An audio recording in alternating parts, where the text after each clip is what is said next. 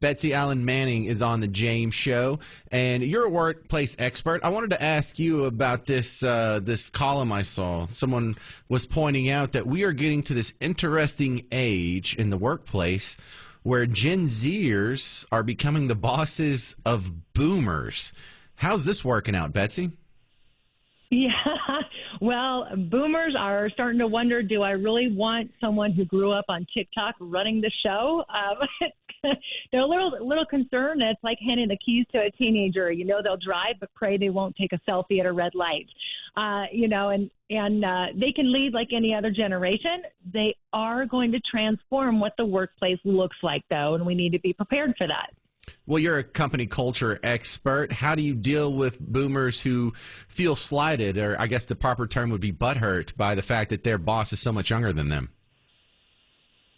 Yeah, well, just a couple of things for boomers to remember. You've had other bosses before. Some were good, some were bad. You bring a specific sort of type of expertise to the table and experience to the table that they don't have yet. And help them lean into that. Show them that you got the knowledge and show them respect until they show that they don't deserve the respect anymore. But I believe, they could be great leaders. They're going to need soft skills leadership training because they grew up with an iPad in their hand and they don't look people in the eyes. So they're going to need a lot of soft skills training, including people skills training. Well, I've it's been my observation that the perception of Gen Z has been muddied by those of the millennials, and find Gen Z to be less of a butthead than millennials. Is that your observation too?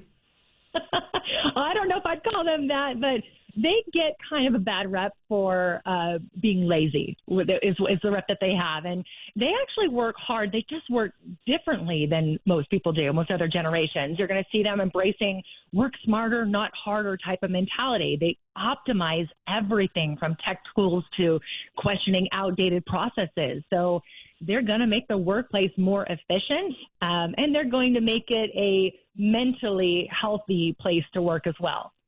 So how do you think the cultures are meshing together? Is there any just inherent abrasions, culturally speaking, between Gen Z and the boomers? Yeah, well, I mean, boomers wore their work ethic like a badge of honor, right? And now you have Gen Zs who say, hey, we want flexibility and it's non-negotiable. So you're going to start to see more remote work, adaptable hours, and autonomy. Those are must-haves, not nice-to-haves for them. So we're gonna see a lot more of that flexibility in the workplace. Well, Betsy, how come Generation X gets left out of these conversations? That's me, and I don't really want a whole lot of attention or smoke, but does no one care what we think?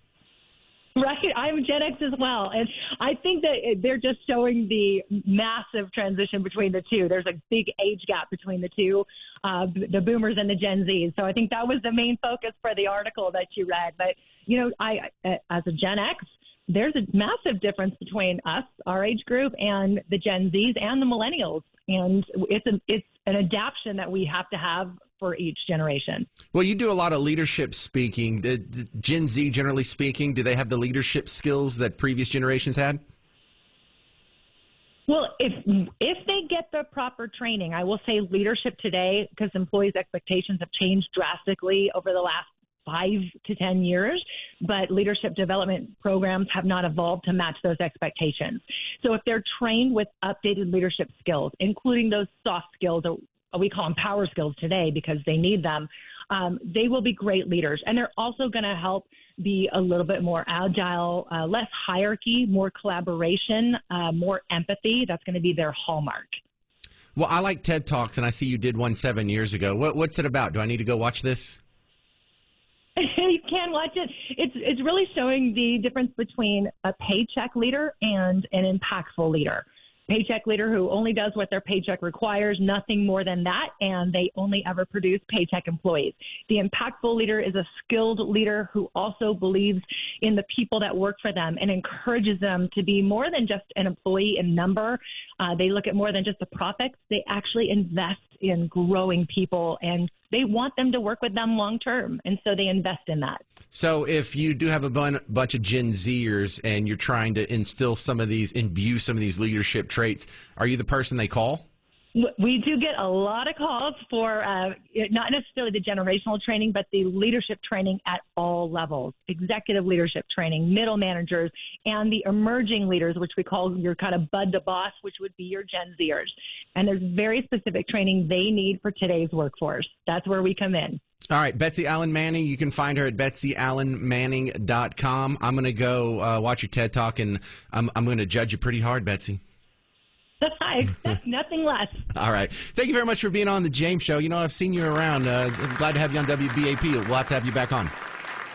Thanks, James. Yep. Go check out our website, BetsyAllenManning.com.